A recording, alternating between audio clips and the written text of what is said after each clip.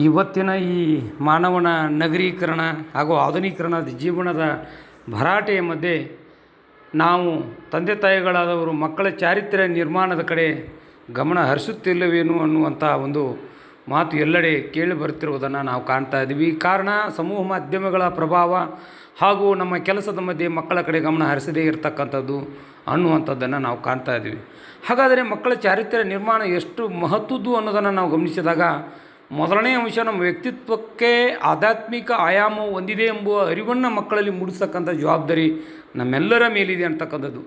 ಹಾಗೆ ನೈತಿಕ ಹಾಗೂ ಆಧ್ಯಾತ್ಮಿಕ ಮೌಲ್ಯಗಳನ್ನು ಅಭ್ಯಾಸ ಮಾಡುವುದರ ಮೂಲಕ ಅದನ್ನು ಸಾಕ್ಷಾತ್ಕಾರಗೊಳಿಸುವಂತೆ ಮಾಡ್ತಕ್ಕಂಥದ್ದು ಒಂದಾದರೆ, ಎರಡನೇ ಅಂಶ ಮಾನಸಿಕ ಹಾಗೂ ದೈಹಿಕ ಶಕ್ತಿಗಳ ಸಂರಕ್ಷಣೆಯ ಹಾಗೂ ಅವುಗಳ ಸಂಸ್ಕರಣದ ಮಹತ್ವವನ್ನು ಒತ್ತಿ ಹೇಳ್ತಕ್ಕಂಥದ್ದು ಇನ್ನೊಂದು.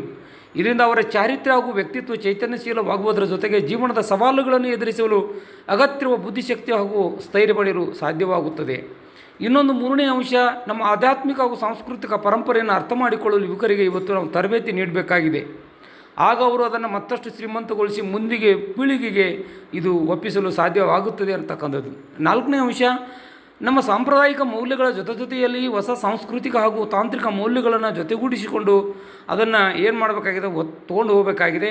ಇದರಿಂದ ಅವರು ನವ ನಾಗರಿಕತೆ ಒಡ್ಡುವ ಅಧಿಕಾರ ಹಾಗೂ ಇತರ ಪ್ರಲೋಭನೆಗಳನ್ನು ಯಶಸ್ವಿಯಾಗಿ ನಿಭಾಯಿಸಲು ಸಾಧ್ಯ ಆಗ್ತಾ ಇದೆ ಅಂತಕ್ಕಂಥದ್ದು ಇನ್ನೊಂದು ಅಂಶವಾದರೆ, ಐದನೇ ಅಂಶ, ಅವರಲ್ಲಿ ಸಾಮಾಜಿಕ ಸದ್ಗುಣಗಳು ಮತ್ತು ಘನತೆಯನ್ನು ತುಂಬಿ ಅವರು ಸಹನಾಗರಿಕರ ಜೊತೆಗೆ ಉಳಿದವರ ಜೊತೆಗೆ ಸಾಮರಸ್ಯ ಹಾಗೂ ಸಕ್ರಿಯ ಸಹಕಾರದೊಂದಿಗೆ ಬದುಕಲು ಇದು ಸಾಧ್ಯ ಆಗ್ತಾ ಇದೆ ಅಂತಕ್ಕಂಥದ್ದು. ಇನ್ನೊಂದು ಆರನೇ ಅಂಶ, ತಮ್ಮ ಸಾಮಾಜಿಕ ಜವಾಬ್ದಾರಿ ಅದರಿಂದ ಬರುವ ಕರ್ಮಗಳ ಬಗ್ಗೆ ಅರಿವನ್ನು ಮೂಡಿಸಬೇಕಾಗಿರತಕ್ಕಂಥದ್ದು. ಇದೆಲ್ಲವೂ ರಾಷ್ಟ್ರದ ಯಶಸ್ಸು ಹಾಗೂ ಕೀರ್ತಿಗಳೇ, ವ್ಯಕ್ತಿಯ ಯಶಸ್ಸು ಹಾಗೂ ಕೀರ್ತಿಗಳು ಎಂಬುದನ್ನು ಮಕ್ಕಳಲ್ಲಿ ನಾವು ಬೆಳೆಸಬೇಕಾಗಿದೆ. ಅಂದರೆ ಜೀವನದಲ್ಲಿ ಯಶಸ್ಸನ್ನು ಅಳೆಯುವುದು ಹಣ, ಸಾಮಾಜಿಕ ಅಧಿಕಾರ, ಪ್ರತಿಷ್ಠೆಯ ಗಳಿಕೆಯಿಂದ ಮಾತ್ರವಲ್ಲ, ಅದಕ್ಕಿಂತ ಹೆಚ್ಚಾಗಿ ಭಾಳ ಮುಖ್ಯವಾಗಿರ್ತಕ್ಕಂಥ ಅಂಶ ಏನಂದ್ರೆ, ಒಂದನೇದು ಆಂತರಿಕ ಹಾಗೂ ಶಾಂತಿ ಮತ್ತು ಸಂತೋಷ. ಎರಡನೇ ಅಂಶ, ವ್ಯಕ್ತಿಗಳ ನಡುವೆ ಆರೋಗ್ಯಕರವಾಗಿರ್ತಕ್ಕಂಥ ಸಂಬಂಧಗಳು. ಮೂರನೇ ಅಂಶ, ಸಮಾಜದಿಂದ ಪಡೆದುಕೊಳ್ತಕ್ಕಂಥ ಹೆಚ್ಚಿಗೆ ನೀಡುವ ಸಾಮರ್ಥ್ಯ. ಮತ್ತು ನಾಲ್ಕನೇ ಅಂಶ, ಇತರರಿಗೆ ನೀಡಬಹುದಾದ ಸಾಂತ್ವನ. ಇವು ಭಾಳ ಮುಖ್ಯವಾಗಿರ್ತಕ್ಕಂಥ ಮಾನದಂಡಗಳು ಎಂಬುದನ್ನು ನಮ್ಮ ಮಕ್ಕಳಿಗೆ ಇವತ್ತು ಹೇಳಿಕೊಡಬೇಕಾಗಿರ್ತಕ್ಕಂಥದ್ದು ಭಾಳ ಎಲ್ಲರ ಒಂದು ಜವಾಬ್ದಾರಿ ಇರತಕ್ಕಂಥದ್ದು. ಅಂದರೆ ಚಾರಿತ್ರ್ಯ ನಿರ್ಮಾಣಕ್ಕೆ ಎರಡು ಮಾರ್ಗಗಳು ಇರೋದನ್ನು ಕಾಣ್ತಾ ಇದ್ದೀವಿ. ಮೊದಲನೆಯ ಮಾರ್ಗ ಅಧ್ಯಾತ್ಮವನ್ನೇ ಕೇಂದ್ರವಾಗಿರಿಸಿಕೊಂಡು ಸಾಂಪ್ರದಾಯಿಕ ಶಿಕ್ಷಣ ಕೊಡ್ತಕ್ಕಂಥದ್ದು ಒಂದಾದರೆ, ಎರಡನೇ ಅಂಶ ವೈಯಕ್ತಿಕ ಉದಾಹರಣೆಗಳ ಮೂಲಕ ವಿದ್ಯಾರ್ಥಿಗಳಲ್ಲಿ ಸ್ಫೂರ್ತಿಗೊಳಿಸ್ತಕ್ಕಂಥದ್ದು ಇನ್ನೊಂದು. ಈ ಎರಡನೇ ಅಂಶವನ್ನು ನಾವು ಗಮನಿಸಿದಾಗ ನಮ್ಮ ಭಾರತದ ಮಹಾನ್ ಕಾವ್ಯಗಳಾಗಿರ್ತಕ್ಕಂಥ ರಾಮಾಯಣ ಮಹಾಭಾರತದ ಸ್ಫೂರ್ತಿಯ ಶಾಶ್ವತ ಸೆಲೆಗಳು ಅನ್ನೋದನ್ನು ನಾವು ಆ ಒಂದು ಉದಾಹರಣೆಗಳ ಮೂಲಕ ಮಕ್ಕಳಲ್ಲಿ ಒಂದು ಆಧ್ಯಾತ್ಮಿಕ ಅಥವಾ ನೈತಿಕ ಮೌಲ್ಯಗಳನ್ನು ಮೂಡಿಸಬೇಕಾಗಿರ್ತಕ್ಕಂಥದ್ದು. ಹೇಗೆ ಅಂದರೆ, ನಮ್ಮ ಪುರಾತನ ಋಷಿಗಳು ಈ ಸ್ಫೂರ್ತಿಯ ಮಹತ್ವವನ್ನು ಚೆನ್ನಾಗಿ ಅರ್ಥಕೊಂಡಿದ್ದರು ಅನ್ನೋದನ್ನು ಕಾಣ್ತಾ ಇದ್ದೀವಿ. ವ್ಯಕ್ತಿಯನ್ನು ಅಥವಾ ಜನಸಮೂಹವನ್ನು ಸ್ಫೂರ್ತಿಗೊಳಿಸಲು ಅತ್ಯಂತ ಪ್ರಭಾವಿ ಮಾರ್ಗವೆಂದರೆ ಅವರ ಮುಂದೆ ವೈಯಕ್ತಿಕ ಉದಾಹರಣೆಗಳನ್ನು ಕೊಡುವುದರ ಮೂಲಕ ತಿಳಿಸಬೇಕಾಗಿರ್ತಕ್ಕಂಥದ್ದು. ಹಂಗಾರೆ ಉತ್ತಮ ಮಾರ್ಗ ಅಂತಕ್ಕಂಥದ್ದು.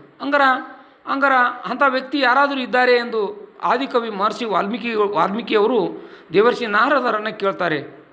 ಆಗ, ದೇವರ್ಷಿ, ಇಂದಿನ ಕಾಲದಲ್ಲಿ ಯಾರು ಅತ್ಯಂತ ಗುಣವಂತನು, ಸಾಹಸವಂತನು, ಧರ್ಮವನ್ನು ತಿಳಿದವನಾಗಿದ್ದಾನೆ, ಯಾರು ತನಗೆ ಅತ್ಯಲ್ಪ ಸೇವೆ ಮಾಡಿದವನನ್ನು ಕರ್ತವ್ಯದಿಂದ ಸ್ಮರಿಸುತ್ತಾನೆ, ಯಾರು ಸತ್ಯವಂತನು ಮತ್ತು ಅಲಚನೆ ನಿರ್ಧಾರವುಳ್ಳವನು ಆಗಿದ್ದಾನೆ, ಯಾರು ಅತ್ಯಂತ ಶ್ರೇಷ್ಠ ಚಾರಿತ್ರ್ಯ ಉಳ್ಳವನಾಗಿದ್ದಾನೆ, ಯಾರು ಎಲ್ಲರ ಒಳಿತನ್ನು ಬಯಸುತ್ತಾನೆ, ಯಾರು ವಿದ್ವಾಂಸನಾಗಿದ್ದಾನೆ, ಯಾರು ಕಾರ್ಯಗಳನ್ನು ಸಾಧಿಸಬಲ್ಲವನಾಗಿದ್ದಾನೆ, ಯಾರು ಅತ್ಯಂತ ಮನೋಹರ ರೂಪವುಳ್ಳವನಾಗಿದ್ದಾನೆ, ಯಾರಿಗೆ ಆತ್ಮನಿಗ್ರಹವಿದೆ, ಯಾರು ಕೋಪವನ್ನು ಗೆದ್ದಿದ್ದಾನೆ, ಯಾರು ದೇವೀಪ್ಯಮಾನನಾಗಿದ್ದಾನೆ, ಯಾರು ಮಸ್ತರದಿಂದ ಮುಕ್ತನಾಗಿದ್ದಾನೆ, ಯಾರನ್ನು ರಣರಂಗದಲ್ಲಿ ಎದುರಿಸಲು ದೇವತೆಗಳು ಭಯಪಡುತ್ತಾರೋ ಅಂಥವ್ರು ಯಾರಾದರೂ ಇದ್ದಾರೆ ಅಂತ ತಿಳ್ಕೊಂಡು ವಾಲ್ಮೀಕಿ ಏನಪ್ಪ ಅಂತಂದ್ರೆ ಮಹರ್ಷಿಗಳು ನಾರದ ಮಹರ್ಷಿಗಳನ್ನು ಕೇಳ್ತಾರೆ.